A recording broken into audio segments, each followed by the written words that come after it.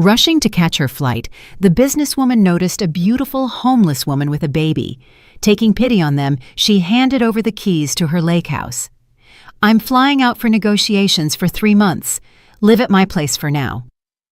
Due to difficult negotiations, the woman returned only after 6 months. Remembering the woman with the baby, she drove to the lake house and turned pale at what she saw. Althea Vance ran a family business she had inherited from her father. At just 25 years old, the weight of the entire company had fallen on her shoulders. She had dedicated her life to work, and as a result, she had never started a family of her own. She only had her mother, who frequently reminded her of how important it was to find a beloved partner, and this irritated her to no end. Althea parked her black sedan in the driveway exactly at 11:40 at night. She leaned her head back against the seat and closed her eyes for a moment. The day had been grueling. Negotiations with vendors had dragged on until evening. Then she had to deal with a crisis at the warehouse, and after that, another 2 hours went into reviewing quarterly reports. 55 is an age when the body no longer forgives such marathons. She looked at her reflection in the rearview mirror. Her dark brown skin showed signs of fatigue. There were faint lines near her temples, and her usually sharp professional hairstyle was slightly frayed at the edges. 30 years ago, when her father handed her the reins of the company, she looked completely different. She was full of energy, ambition, ready to move mountains. Now, every day felt like a battle she had to win just to keep the business afloat. Althea got out of the car, pulled her briefcase from the trunk, and headed for the front door. The house greeted her with dim light in the hallway and silence. No, not complete silence. From the kitchen came the low murmur of the television. Kicking off her heels and hanging up her coat, Althea walked into the kitchen. As expected, her mother, Beatrice Vance, was sitting at the table. A cup of half-finished tea stood before her, and her gaze was fixed on the TV screen, which was showing some health program. "Almost midnight again, and you're just getting in from work," Beatrice said without even turning her head. Her voice sounded tired, but the dissatisfaction in it was unmistakable. "When will you stop torturing yourself and finally breathe? Do you not understand that at your age, rest is important?" Althea felt something tighten inside her. Every evening it was the same thing.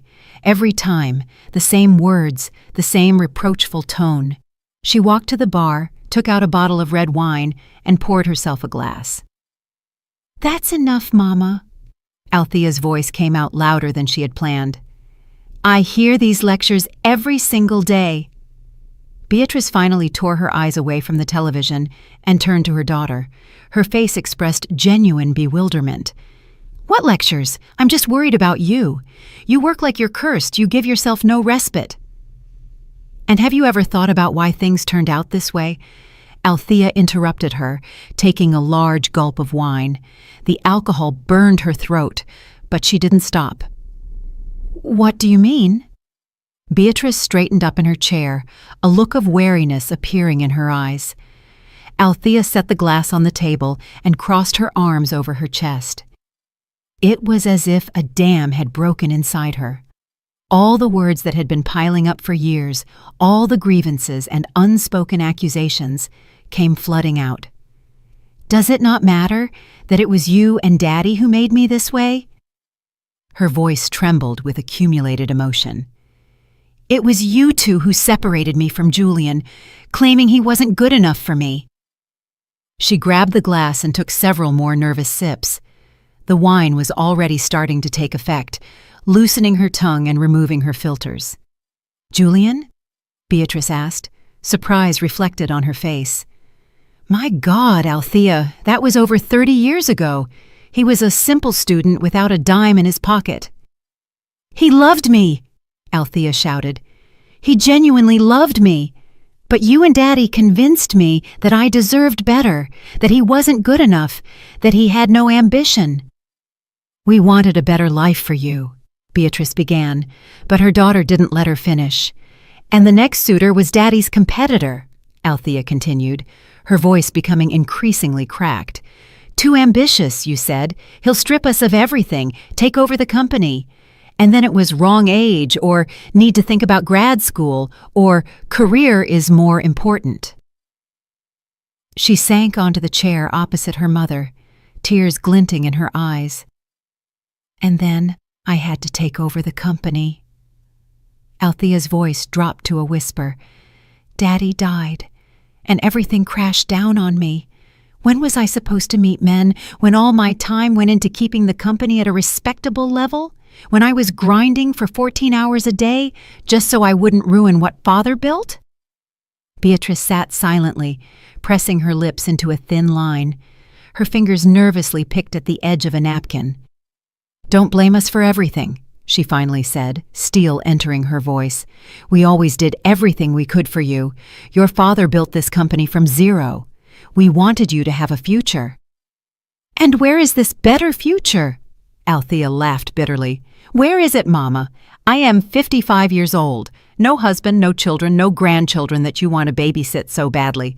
Only a mother who constantly drives me crazy with her moralizing. Don't you dare speak to me like that. Beatrice rose sharply from her chair. Her face had paled, and her eyes flashed with anger. Don't you dare. I am your mother. So what? Althea stood up too. Does that give you the right to control my life? You ruined it, Mama. You ruined it yourself. You are guilty, Beatrice shouted. You missed your time. No one forced you to slave away for days on end. Other women somehow managed to work and start a family. Other women aren't carrying a multi-million-dollar business on their backs, Althea snapped. Other women don't live with parents who think no one is worthy of their precious daughter. We just wanted you not to make a mistake. A mistake? Althea laughed hysterically. I made a mistake anyway, Mama. I made a mistake when I listened to you. Julian now owns a chain of restaurants in 3 cities. And remember Marcus, Dad's competitor? He has 2 grown children, a successful company, and a happy life. And I am alone. A heavy silence hung in the air. Beatrice sank back onto the chair, as if her strength had left her. You are being unfair, she said quietly. Father and I worked all our lives to give you the very best. Education, the company, this house. I didn't want the company, Althea screamed. I wanted to love and be loved. I wanted children. I wanted to wake up next to a person who holds me, not next to a stack of documents. Then why did you agree to lead the company? Beatrice looked at her daughter with a challenge. No one forced you. How did you not force me? Althea felt the tears finally break through. Daddy lay in the hospital begging me not to let the company fall apart. His life was in this business. And you cried every day saying that if I didn't take control into my own hands, we would lose everything, that Daddy's life would turn to dust. How could I refuse? Beatrice turned away toward the window. Her shoulders were trembling. I didn't know you thought that way, she whispered. Of course you didn't know, Althea answered wearily, wiping her tears. You never asked what I wanted. You always knew better.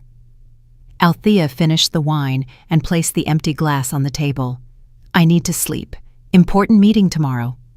She headed for the kitchen exit, but stopped at the threshold without turning around. You are right about one thing, Mama. I missed my time, but it happened not only because I decided so. It happened because you and Father didn't let me live my own life. Althea went up to her room, closed the door, and leaned her back against it. Downstairs in the kitchen, the light was still on. She realized she couldn't change her mother's mind. Beatrice always believed she was right. Arguing or explaining anything was pointless. This fight, like dozens before it, would change nothing. Tomorrow morning, they would speak coldly and stiffly again, pretending nothing had happened. As always, Althea woke up with a heavy head and a bitter taste in her mouth. The wine yesterday had not been the best idea, especially before an important workday. She looked at the clock. 7 a.m. She needed to get ready. Coming down to the kitchen, Althea discovered her mother wasn't there. Usually, Beatrice got up early and by this time was already sitting at the table with a cup of coffee and the newspaper. The kitchen is empty today. She's probably offended after yesterday, Althea thought, pouring herself coffee from the machine. Guilt gnawed at her from the inside, but she quickly suppressed it. There was no time to deal with family dramas right now. Negotiations with new investors were ahead, and she needed to prepare. She ate a hasty breakfast, left a short note for her mother on the table, "We'll be back late," and drove to work. The office met her with the usual bustle. The receptionist reported on calls. Elias Thorne, her chief of staff, brought a folder of documents for the upcoming meeting. Althea immersed herself in work, trying not to think about yesterday's quarrel. It was around 2 in the afternoon when a call from Martha flashed on her phone. Althea frowned. Martha, the housekeeper, usually didn't disturb her over trifles. "Yes, listening," she answered, continuing to scan documents. "Me! Vance!" Martha's voice sounded alarmed, even frightened. "Mrs. Beatrice is missing!" Althea froze, not immediately comprehending what she heard. "How do you mean, missing?" Her heart gave an unpleasant lurch. "I can't find her anywhere." Martha spoke quickly, incoherently. "She wasn't in the kitchen in the morning. I thought she was still sleeping, but when she still hadn't come out by 10, I went to check. The bed is made, she's not in the room. I searched all the rooms, the whole house, looked in the yard. I ran out to the street and called her, but Mrs. Beatrice is nowhere. This is all I need." Althea stood up sharply from the desk, dropping the folder of documents, papers scattered across the floor, but she didn't care. "Martha, are you sure you checked everywhere?" "Absolutely. I even looked in the basement and the garage. Her phone is lying on the nightstand in the bedroom. I'll be there soon." Althea hung up and pressed the intercom button. "Elias, come in immediately." Her assistant appeared in seconds, apparently sensing the anxiety in her voice. "Yes, Ms. Vance?" "Elias, I have unforeseen circumstances." Althea was already gathering items into her bag. Her hands were trembling slightly. "My mother is missing. I need to handle the search immediately. Reschedule all meetings." "Missing? How?" "I don't know." Althea cut him off sharply. "The housekeeper says she hasn't been home since morning." Elias Thorne had been with Althea for 10 years. In that time, they had become not just boss and subordinate, but almost friends. He saw her tense face and understood the seriousness of the situation. "Ms. Vance, can I help with anything? Maybe organize a search party? Or drive with you?" Althea thought for a second, but shook her head. "Not yet.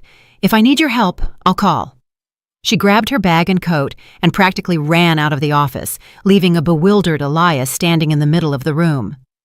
On the drive home, Althea replayed all possible scenarios in her head. Where could her mother be? Could she really have been so offended by yesterday's words that she decided to leave? But where? Braking sharply at a traffic light, Althea dialed the number of Elizabeth Barnes, an old friend of her mother's. "Hello," answered a cheerful female voice. "Mrs. Barnes, it's Althea. Is my mother with you?"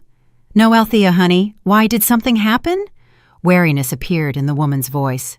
"No, everything is fine," Althea lied, not wanting to raise panic prematurely. "I just wondered where she went. Maybe she called you today?" "No, dear.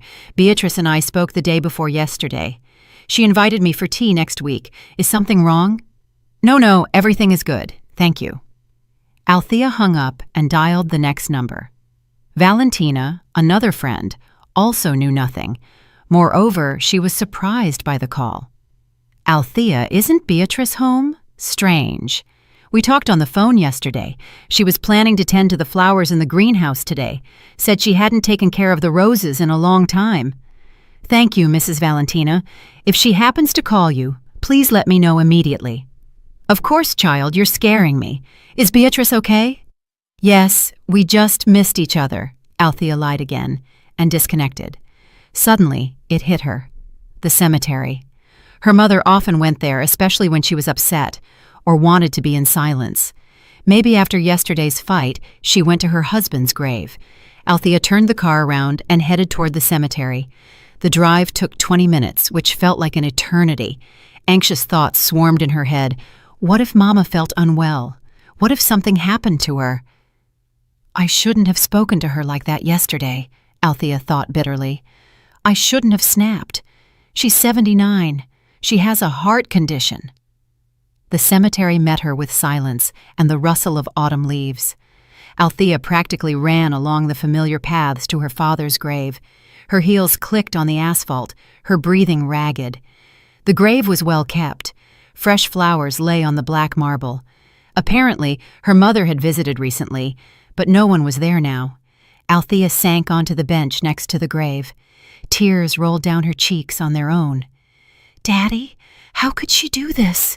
she whispered, looking at her father's photo on the monument. "Where could Mama have gone? I didn't mean to hurt her. I'm just tired of pretending everything is fine." Langston Vance looked out from the photo, stern and calm. Althea remembered how he always knew how to soothe her with one look, how he found the right words in a difficult moment. "What do I do?" she asked quietly. But no answer followed, of course. She sat for a few more minutes, wiped her tears, and stood up. She needed to act, not sit and cry. On the way home, Althea began calling hospitals. She was shaking at the thought that her mother might have been in an accident or had a heart attack. "Good afternoon. Did you have any women admitted today, approximately 79 years old?" "Beatrice Vance." "1 minute, let me check. No, we don't have such a patient." She called 4 hospitals. No results. Then Althea drove to the police station. The desk sergeant met her without enthusiasm, clearly busy with his own affairs. "I want to report a missing person," Althea said firmly. "Have a seat. When did the person go missing?" "This morning, or possibly during the night." "You don't know for sure?" The officer looked up at her. "This morning. I understand that legally you might wait, but she is 79. Althea's voice trembled. "She has heart problems." "All right, let's file a report." The officer took out a form. Name, age of the missing person. Beatrice Vance, 79 years old. Description? Well-groomed black woman. Althea tried to recall all details. Average height, about 5'5". Gray hair, usually wears it in a bun. Brown eyes, wears reading glasses. What was she wearing? I don't know. I left early in the morning, didn't see her." "Does she have memory problems? A tendency to wander?" "No." Althea shook her head. No memory problems. She was always of sound mind. Maybe there was a conflict? A reason why she might have left? Althea fell silent. Yesterday's fight floated up in memory in full color. "We had a disagreement last night, but that's no reason to disappear." "I see." The officer wrote something down. "Leave your contacts. We will look into it. But usually in such cases, people return on their own. Perhaps your mother just wants to teach you a lesson." "Teach me a lesson?" Althea felt anger boiling inside. "She is 79, not 17. "Nevertheless, it happens," the officer replied calmly. "Go home. Wait. If she doesn't appear in 24 hours, we will activate a wider search." Althea left the precinct feeling devastated and helpless. She returned home, where a worried Martha had already turned on all the lights, as if bright light could help bring the missing mistress back. "Nothing?" the housekeeper asked hopefully. "Nothing." Althea walked into the living room and sank onto the sofa. "Maybe she went to one of the relatives?" "She has no close relatives except me," Althea answered wearily. "Martha, did you notice anything strange in her behavior lately?" "No, Ms. Vance. Mrs. Beatrice was as usual. True, the last few days she seemed a bit thoughtful, but I didn't attach any importance to it." Althea took out her phone and started calling hospitals, morgues, and urgent care centers again. With every negative answer, the panic grew. In the evening, Elias called. "Ms. Vance, how are things? Has your mother been found?" "No." Althea's voice sounded hollow. "Elias, cancel all my meetings for tomorrow too. I can't think about work when I don't know where my mother is." "Of course. Maybe organize an announcement or hire private detectives?" "Detectives? Yes, that's a good thought. I'll handle that first thing in the morning." Althea didn't sleep all night. She sat in the armchair in the living room, wrapped in a blanket, staring at the phone, hoping it would ring, that her mother would call and say everything was fine. that she just wanted to be alone. But the phone was silent. The same thought spun in her head. What if I never see her again? What if the last words we said to each other were full of anger and resentment? Althea closed her eyes, and tears flowed down her cheeks again. For the first time in many years, she felt so helpless. She could control the company, close deals, solve problems, but how to find a person who simply vanished? 3 days passed since Beatrice's disappearance, and Althea felt like she was slowly losing her mind. The police were working, but without much enthusiasm. Too many missing people, too few resources. Every day she called the precinct, and every day she got the same answer. Operational search measures are underway. Please wait. Althea sat in her office, staring out the window at the gray autumn sky. Untouched documents lay on the desk before her. The computer was on, but she couldn't force herself to work. Every time she tried to focus on numbers and reports, her mother's face floated before her eyes. The door to the office opened quietly, and Elias entered with another folder of papers. "Ms. Vance, you need to sign—" "Elias," Althea interrupted him without taking her eyes off the window. "Do you know any good private investigators?" Her assistant froze in the doorway. "Private investigators? You want to hire a private eye?" "The police work too slowly. I need a professional who will focus only on this case." She finally turned to him. Elias noticed the dark circles under her eyes, the pallor of her face. "Do you have contacts?" "There is one man," Elias nodded. "Silas Grange. Used to work in homicide, then went into private practice. Very meticulous and reliable. My brother went to him a couple of years ago when tracking down a debtor. Found him in a week. I need him, urgently." Althea reached for her phone. "Give me his number." Half an hour later, Detective Silas Grange was sitting in her office. A man of about 50 with piercing gray eyes and calm manners, he inspired confidence. He took out a notepad and pen. "Mr. Grange, I need your help," Althea began, trying to speak confidently, though her voice betrayed a tremor. "My mother disappeared 3 days ago." "Tell me in detail. When did you see her last?" "In the evening, the day before the disappearance. We argued." It was hard for Althea to admit this aloud. "The next morning I left for work early, didn't see her, and in the afternoon the housekeeper called and said Mama wasn't home." "What was the cause of the argument?" Althea clenched her fists. "I accused her of ruining my life, said that because of her I have no family. It was stupid, I shouldn't have—" "Ms. Vance," the detective interrupted gently, "I'm not judging you. I need facts to understand what might have happened. Could your mother have left under the influence of emotions?" "I don't know." Althea ran a hand over her face. "She was offended, that's for sure. But to just pick up and leave? She's 79. She has a heart condition." "Does she have relatives, friends she could turn to?" "I called everyone. No one has seen her. Friends say she didn't call." Silas Grange wrote down every word. "Money? Documents? What did she take with her?" "Nothing." Althea felt a lump rising in her throat. "Passport is in place. Phone is at home. Money, too. The housekeeper says she didn't even take her favorite purse."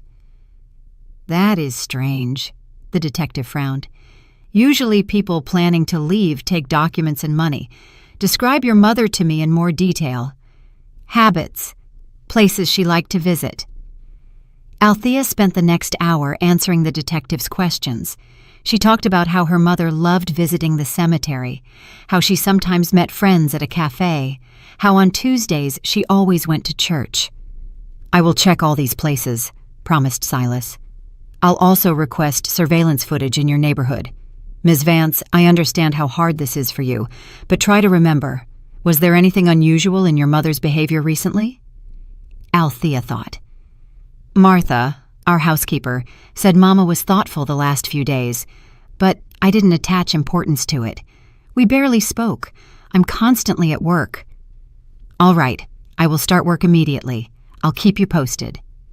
The detective stood up. "And one more thing, don't lose hope. In my practice, there have been cases where people were found a month later, or even 2. When Silas Grange left, Althea sank into her chair. She had hired the best detective. The police were working. Missing posters were pasted all over the city. What else could she do? The following days turned into agonizing waiting. Silas called every evening with reports, but there were no results. He checked all the cafes and churches, interviewed her mother's friends, reviewed footage. Beatrice Vance seemed to have dissolved into thin air. I checked hospitals within a 100-mile radius, the detective said. Also contacted colleagues in neighboring cities. Nothing. How can a person just disappear? Althea almost screamed into the receiver. We live in the 21st century. There are cameras everywhere. Unfortunately, not everywhere. There aren't many cameras in your residential area. The last thing I managed to establish, your mother left the house early in the morning, around 6 o'clock. Then the trail goes cold. Althea continued going to work because she didn't know how else to occupy herself. Sitting at home and waiting was unbearable. But work brought no relief either. She conducted negotiations, signed papers, met with partners. But all this happened as if underwater, in some unreal fog. Ms. Vance, do you hear me? The voice of a partner on the video call returned her to reality.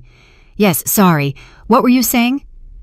About the delivery deadlines, do you agree with the proposed dates? Althea looked at the screen, but the numbers and charts blurred before her eyes. Yes, I agree. Elias will prepare the documents. When the connection cut off, she dropped her head into her hands. Her thoughts constantly returned to her mother. What if Beatrice left precisely because of their fight? What if the last words Althea said to her were so cruel that her mother decided, no, she couldn't even think about that. Ms. Vance. Elias walked into the office with coffee. Drink. You've eaten almost nothing all week. Thank you. She took the cup, but didn't even touch the drink. How are the searches? Has anything moved forward? No results. Althea's voice was lifeless. Grange is working day and night, but nothing. I don't know what to do anymore. Elias sat on the edge of the desk. Maybe we should cancel the meeting with the investors, or move it a few weeks later. You aren't in a state to lead such serious negotiations. Althea sharply raised her head. Meeting with investors. She had completely forgotten. It was the most important deal of the year. The future of the company depended on it. Right. The flight is today. Elias, what time is it? 2:30, and the flight is at 6, the assistant reminded her. So the flight is in 3 hours. Althea grabbed her head. God, I haven't even packed. Ms. Vance, Elias said gently, I can go alone, or we can reschedule. You don't have to. No. She stood up abruptly. I'm useless here anyway. The detective is working. The police are working. I'm just getting in the way, calling every 2 hours. The deal will happen. It's too important for the company. But if anything happens, Martha will be at home. She'll let me know if Mama shows up. Althea was already gathering documents into her bag. I'll leave her all the contacts, and Silas Grange's too. Are you sure? Elias looked at her with doubt. Negotiations will last more than a week, maybe 2. I'm sure, Althea said decisively, though inside everything clenched with fear. To leave now when her mother was missing, it felt like betrayal. But the company, 200 people worked there. 200 families depended on her decisions. Elias, order a car to the airport. I need to stop by the house, grab my things. Okay, then see you at the airport. Yes, she nodded, and they exchanged tense glances. At home, Althea packed a suitcase in a rush. Martha bustled nearby, helping fold clothes. Ms. Vance, what about Mrs. Beatrice? The housekeeper asked with anxiety. Martha, I have a very important request for you. Althea stopped and took the woman by the hands. If Mama appears, if there is any news, call me immediately. Any time of day or night. Understood? Of course, of course. Don't worry, I will right away. Here is the detective's number. Here is the precinct number. Althea wrote on a piece of paper. If something happens and I'm not reachable, call them. You will return, right? A plea sounded in Martha's voice. Of course I'll return. Maximum 3 months. But even saying these words, Althea felt her heart constrict with pain. She called Silas Grange right from the car on the way to the airport. "Detective, I am forced to leave on a business trip for 3 months, but I will be reachable 24 hours a day if you find out anything at all."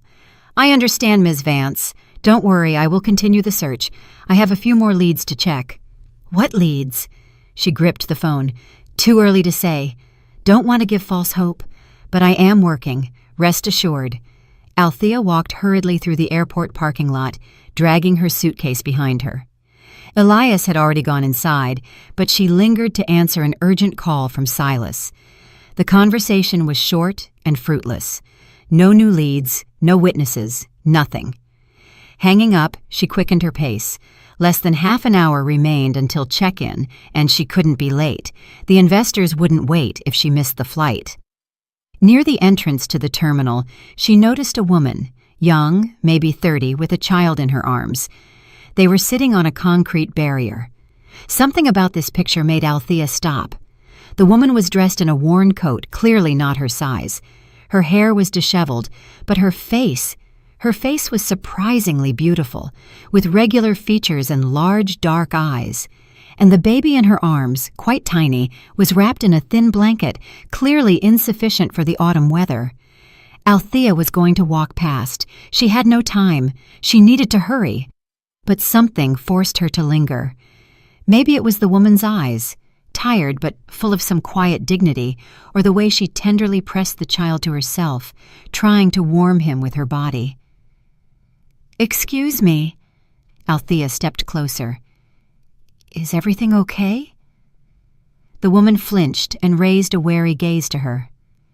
"Yes, everything is fine," she answered quietly, instinctively pressing the baby tighter to her chest. "Forgive the intrusiveness, but do you have a place to stay?" The woman fell silent for a moment, as if debating whether to tell the truth to a stranger. Then she lowered her gaze. "Not right now, but we'll manage." Althea looked at the child, a boy, judging by the blue hat, sleeping with his face buried in his mother's shoulder. He was no more than a year old, and suddenly a thought flashed in Althea's mind. What if my mother is sitting somewhere like this too, lonely and helpless? What if someone is walking past her just as indifferently as most people are walking past this woman right now? "Listen." Althea dug in her purse and pulled out a set of keys. "I have a lake house upstate, about 40 miles from here. I'm flying away for a long time, several months. The house is empty. Do you want to live there?" The woman looked at her with such disbelief, as if Althea had offered her $1 million. "What? But why? You don't know me, and that matters." Althea held out the keys. "You have a small child. He needs a roof over his head. I have that roof, and right now no one needs it." I can't just take it." The woman was clearly bewildered. "This is too much." The baby in the woman's arms stirred and started crying softly. The mother began to rock him, and Althea saw her hands trembling, from cold or from fatigue. "I am flying away for negotiations for 3 months. Live at my lake house for now," Althea repeated, offering the keys again. 3 months? The woman still hesitated to take the keys. "But why are you doing this?" Althea thought about it. Indeed, why? She wasn't used to spontaneous decisions, especially like this. Letting a stranger into her home was reckless, but something inside told her it was right. "Because," she stumbled, "because my mother is missing right now, and I don't know where she is, or if she is okay. And I want to believe that if she is somewhere in need of help, someone will be nearby and help her, like I am helping you now." The woman slowly reached out and took the keys, her eyes filled with tears. "Thank you," she whispered. "I don't even know what to say. My name is Sienna, and this is Leo." "Althea," she introduced herself. "Listen, I need to run. I'm late for my flight, but I'll call my driver right now. He will take you." She dialed the number of Dante, her regular driver. "Dante, are you still in the parking lot?" "Yes, Ms. Vance. Did something happen?" "A woman with a small child is coming to the terminal entrance right now. Her name is Sienna. Drive them to the lake house, please." "To the lake house?" Surprise sounded in Dante's voice. Yes, Althea quickly dictated instructions.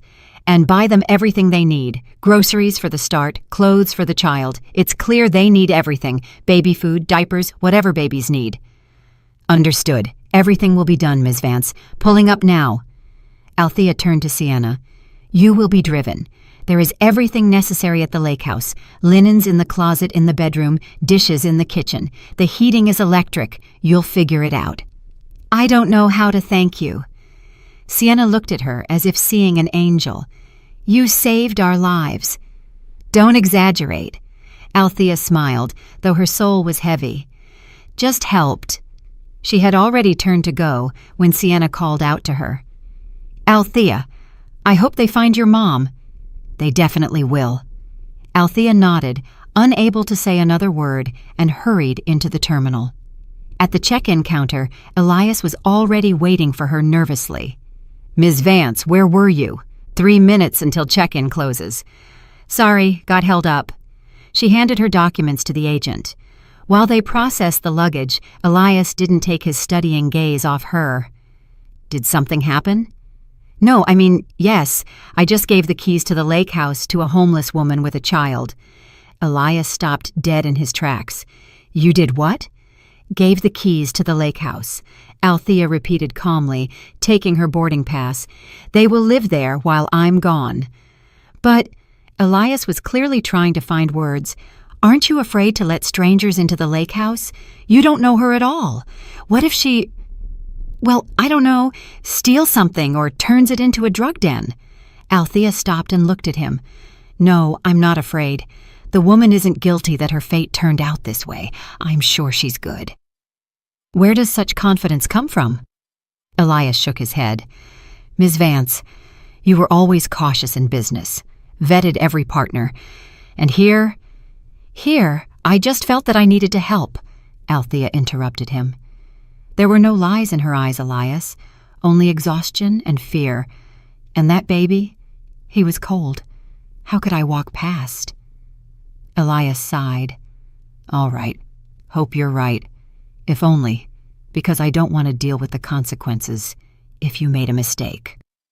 They passed through security and headed to the boarding gate. The waiting area was crowded and noisy. Althea sank into a chair, feeling fatigue roll over her. The last week had squeezed all the strength out of her. You're worried about your mother. That's why you helped that woman, Elias asked quietly, sitting down next to her. I don't know, Althea answered honestly. Maybe I just wanted to do something good. Maybe it's some form of atonement. Atonement? For what? For being a bad daughter, for the fact that the last words I said to Mama were cruel, for the fact that I am flying away now instead of staying and searching for her. You are not a bad daughter. Elias shook his head. You are doing what you must. Must. Althea chuckled bitterly. I've been doing what I must all my life. And here is the result. Mama is missing. I have no family, just endless work. Boarding was announced. They stood up and headed to the gate. In line, Althea checked her phone again.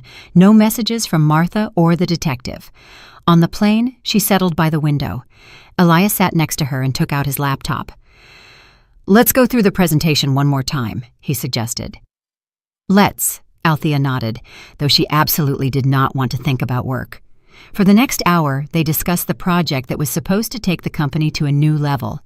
Elias showed charts and calculations, explained strategy, and Althea nodded and made notes, but her thoughts were far away. The plane took off, and Althea pressed her forehead against the cold porthole. Down below remained the city where her mother was. Or wasn't. With every day, hope melted. Ms. Vance, Elias called her. Are you listening? Sorry, got lost in thought. I asked, when do we contact Dante? I want to make sure he got that woman there. Good thought. Althea dialed the driver's number. Dante, how did everything go? Everything is great, Ms. Vance. Took Sienna and the baby to the lake house, helped them get settled. Then went to the supermarket, bought groceries, clothes for the kid. The woman was crying with gratitude. Thank you, Dante. I'll transfer the money for the purchases. Don't mention it. By the way, She's a good woman, intelligent. Told me a little about herself. She has a college degree, worked as an accountant, but her husband turned out to be a tyrant. Had to run. I see. Althea felt she hadn't been mistaken in her impulse. Dante, keep an eye on them, please. If they need anything, help out. Of course. Hanging up, Althea leaned back in the seat. Elias looked at her with curiosity. Well, satisfied? Yes, Althea smiled. You know, even in such a difficult period, it's nice to realize you could help someone. That is noble, agreed Elias, although still reckless. Every evening, being at the hotel, Althea called home. Martha always answered on the first ring, as if she didn't let the phone out of her hands. Martha, any news? No, Ms. Vance, none. Did the detective call? Yes, this morning. Says he is checking some new theory, but nothing concrete yet. The police found nothing either. Sorry, Ms. Vance. You aren't guilty of anything, Althea said wearily. Thank you for keeping me posted. The negotiations went hard. The investors nitpicked every number, demanded additional guarantees, set conditions. Althea conducted negotiations on autopilot, mechanically answering questions and putting forward counterarguments. Elias supported her as best he could, but even he saw that his boss was holding on with her last bit of strength. Ms. Vance, you did great today, he said, after another round of negotiations. Managed to convince them to lower the percentage. Yes, she answered indifferently, checking her phone. No messages. The chances that everything was okay with Beatrice decreased daily. Althea knew the statistics. The more time passes from the moment of disappearance, the lower the probability of finding the person alive and well. It made her sick. But she had to pull herself together, smile at investors, discuss contract terms, pretend everything was under control. And at night, she lay in the hotel room and stared at the ceiling, replaying the last conversation with her mother in her head. Every word, every intonation. And with every day, the weight of guilt became heavier. 6 months. Althea spent half a year in negotiations that were supposed to be the most important in her company's history. The investors turned out to be so demanding and cautious that every point of the contract was discussed for weeks. Initially, it was planned that everything would take 3 months, but negotiations dragged on. New conditions arose. Additional meetings with partners in other cities were required. Now, finally, the plane landed in her home city, and Althea and Elias walked through the airport terminal with suitcases. The deal was closed, contracts signed. The company received investments that would allow it to expand and enter the international market. It was a victory, but Althea felt no joy. Ms. Vance, you are amazing. Elias walked beside her, not hiding his enthusiasm. You handled this. Honestly, there were moments I thought they would refuse, but you convinced them. That is your merit too, Elias. Althea smiled wearily and patted her assistant on the shoulder. You helped me persuade the investors, especially when it came to return on investment timelines. Without your calculations, we wouldn't have been able to convince them. Team, Elias answered modestly. We are a team. By the way, are you going home now or to the lake house? Althea stopped dead. The lake house. She had truly completely forgotten about it during these months. Right, I forgot I have guests living there. She smiled, shrugging her shoulders. Wonder how they are. Dante mentioned a couple of times that everything was fine. Maybe home first to rest, Elias suggested. No, Althea shook her head decisively. I'll go to the lake. I want to make sure everything is okay and get to know Sienna better. After all, she's been living in my house for half a year, and I haven't really spoken to her. They said goodbye at the exit. Elias took a taxi, and Althea called Dante. The driver arrived in 20 minutes, smiling joyfully. Miss Vance, I am so glad to see you. How did the negotiations go? Successfully, Dante. Tired, of course, but the result was worth it. Let's go to the lake house. The lake house? Not home? No, I want to check how things are. By the way, how is Sienna? How is the baby? Oh, everything is excellent. Dante perked up. Sienna is such a wonderful woman, hardworking, neat. The house is always in order, and she found a job at the local store. Micah is growing by leaps and bounds, already started walking. Already walking? Althea was surprised. How old was he when I left? 10, 11 months. Now he's 1 year and 5, such a sharp little boy. They drove onto the highway. Familiar landscapes flashed outside the window. The city gradually gave way to suburbs, then fields and forest. Althea looked out the window and thought about her mother. Over these 6 months, the trail had gone completely cold. Silas Grange continued working for the first 3 months, but then admitted he had hit a dead end. The police found nothing either. The case of Beatrice Vance's disappearance was gradually moving to the archives. Althea learned to live with this pain. She no longer cried every night, didn't flinch at every phone ring. She simply accepted it as a given.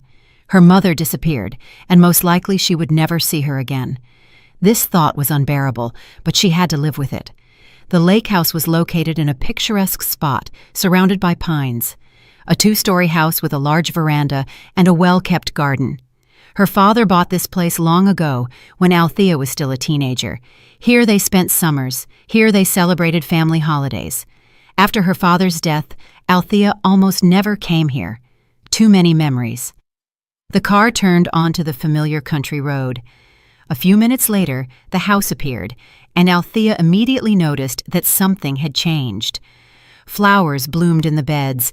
The gate was freshly painted. New curtains hung in the windows. The place looked lived in, cozy. "See?" said Dante contentedly. "Sienna really looks after the house well." They got out of the car. Althea looked around. Even the paths were swept, the grass trimmed.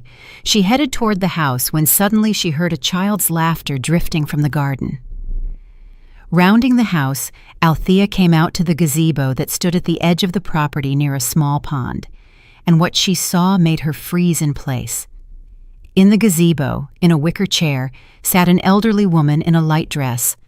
On her lap sat a toddler with dark curls, and the woman was telling him something, pointing at the ducks swimming in the pond. The child laughed, clapping his hands. Althea felt the ground slipping from under her feet. She knew this woman. She would know her among thousands of others. "Mama!" The voice sounded hoarse, barely audible. The woman raised her head and looked at Althea. The face was painfully familiar, the same brown eyes, the same elegant nose, the same thin lips, but there was no recognition in the eyes, only mild curiosity. "What?" asked Beatrice, tilting her head. "Do we know each other? You said Mama?" Althea took a step forward, then another step. Her legs were giving way, her heart pounding wildly. "Mama, it's me, Althea, your daughter." Beatrice looked at her closely, as if trying to remember, then slowly shook her head. "Forgive me, but I don't know you." "You must be mistaken, ma'am." Althea sighed heavily, not understanding what was happening. 6 months of searches, 6 months of despair and hope, and her mother had been here all this time, at the lake house, 50 miles from home.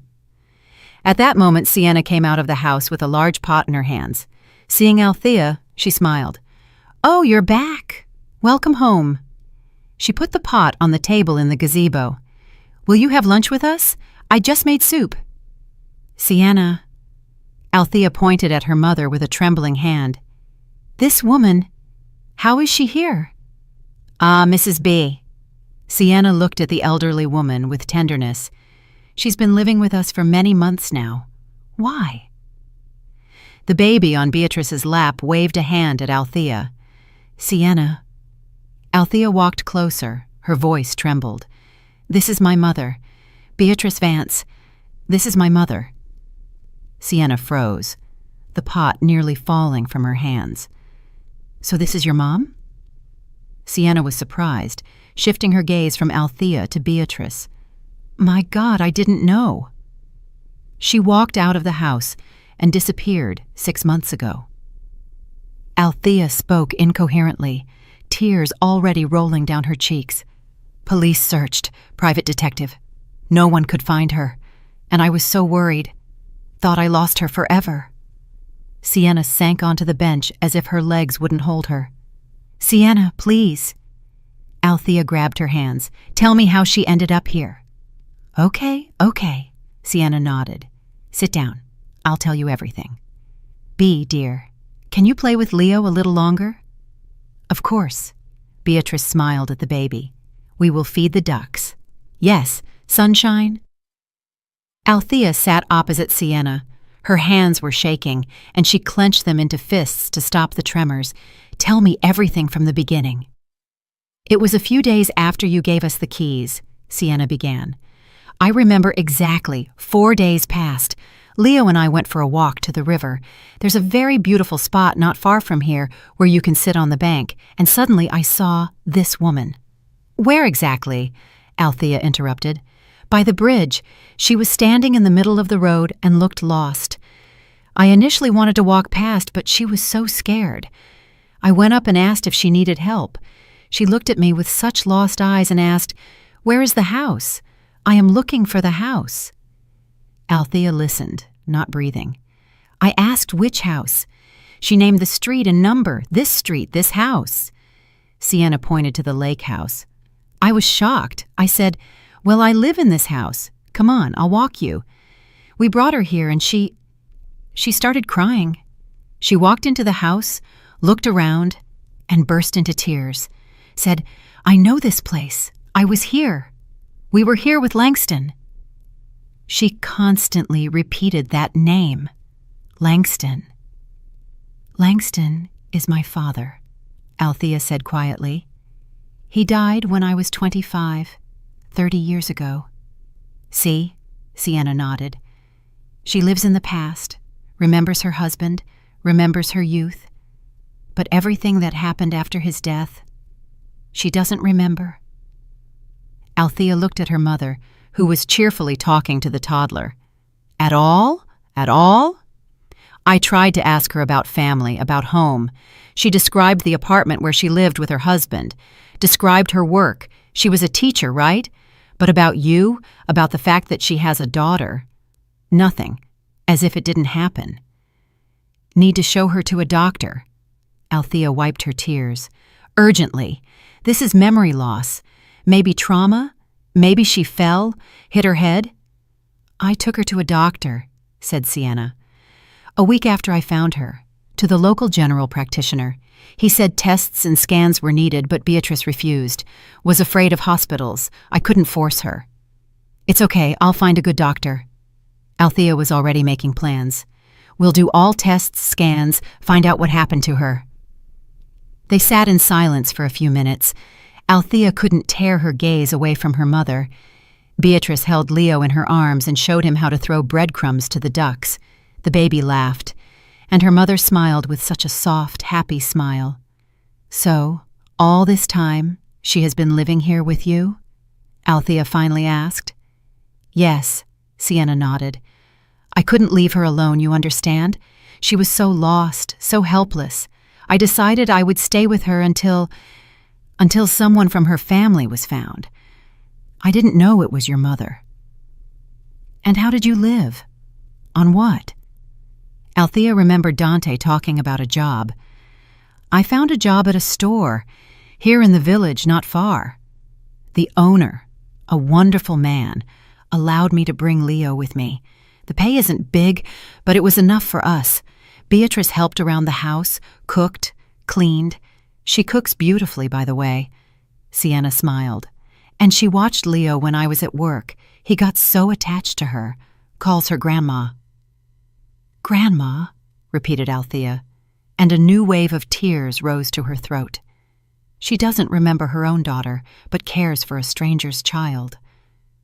Althea, Sienna leaned forward.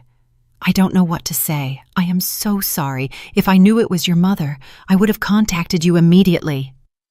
You aren't guilty, Althea shook her head. You saved her. You gave her shelter, cared for her. Sienna, thank you so huge that you didn't abandon my mom, that you looked after her all these months. Thank you. Tears appeared in Sienna's eyes. You sheltered me and Leo when we were left with absolutely nothing. You didn't even know us, but you helped. And I I simply couldn't abandon an elderly woman who needed help."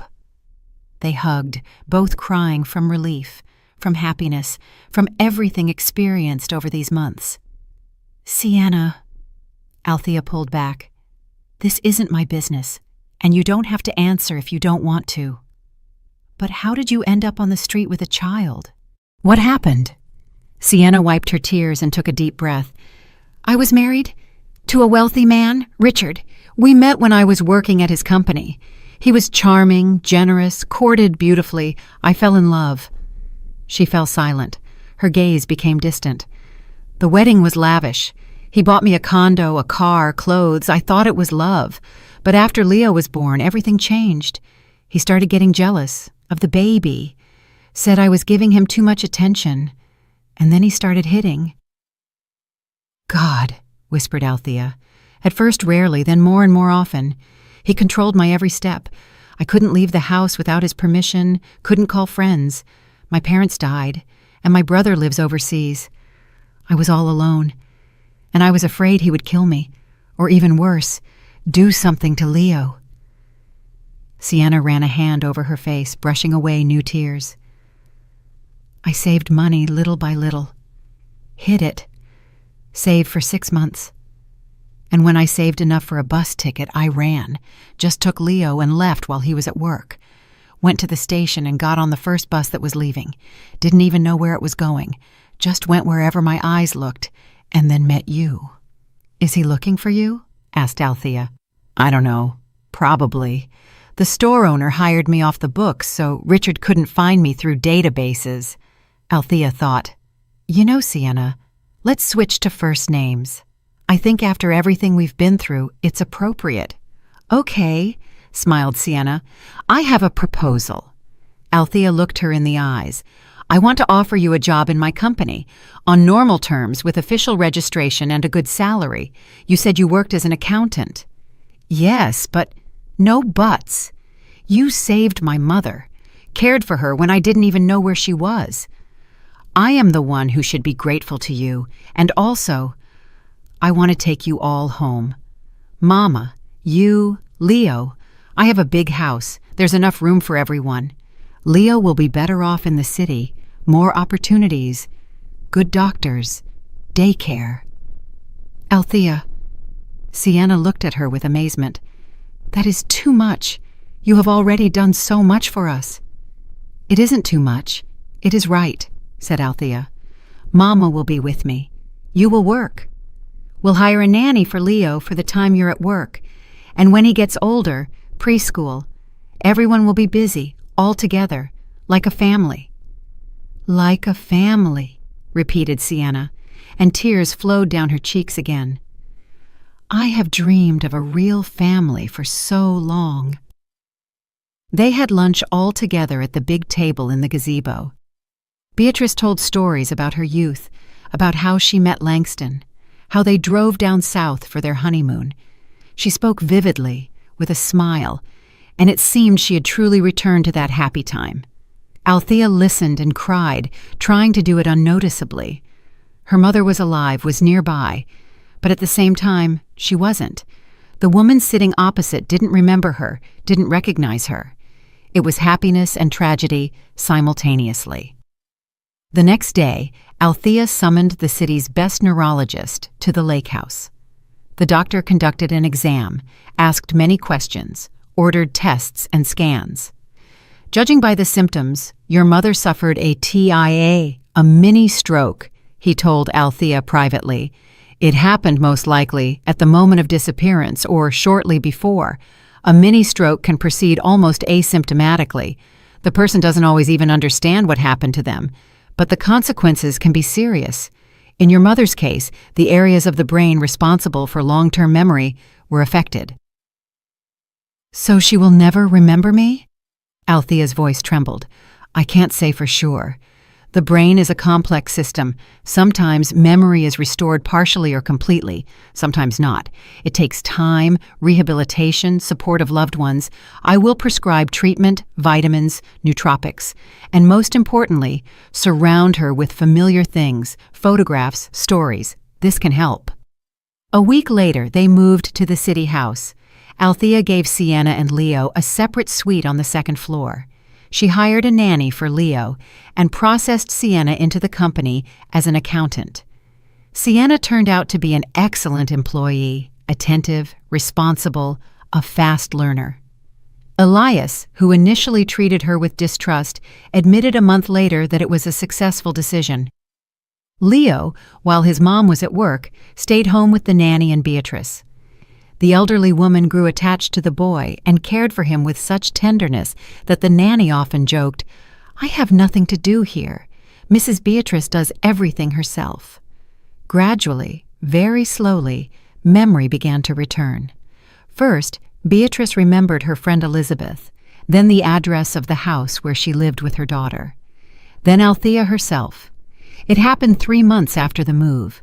Althea came home from work, and her mother met her at the threshold with a smile.